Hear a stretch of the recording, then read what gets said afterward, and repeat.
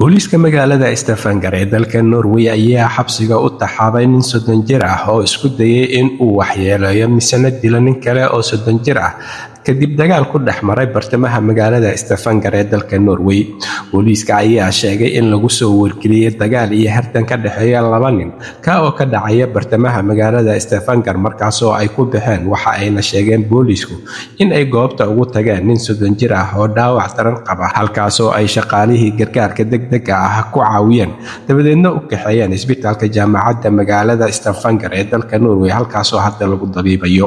Booliiska ayaa sheegay saacad kadib in ay baaritaano iyo dabagal ay sameeyeen kadib ay ku soo qabteen nin kale oo 30 jir ah oo ku eedeysan ahna tuhmanaha in uu ka dambeeyay falkan isku dagay dilka ah. Qareenka booliiska deegaanada koonfur galbeed dalka Norway Mona Bershedal ayaa iyadu ku waramayso in ninkan 30 jirka ah lagu soo xiray waqti kooban kadib markii ay dhacdadani ka dhacday bartamaha magaalada Stavanger.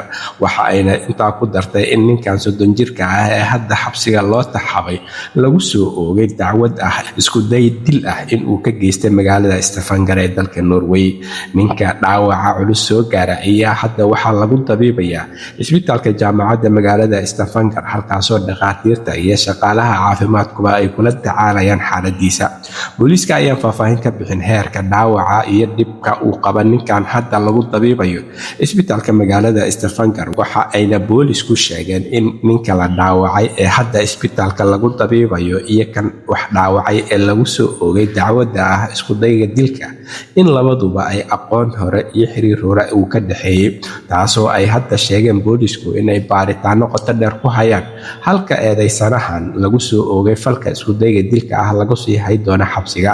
Waxaana wax laga weydiin doonaa markhaatiyaasha goobta ku sugnaa iyo sidoo kale iyadoo la eegi doono kaamirooyinka goobta ku xirnaa. Waxaana waraysi lala yeelan doonaa dhibanahan dhaawaca ah ee hadda lagu dabiibayo isbitaalka jaamacadda magaalada Stavanger.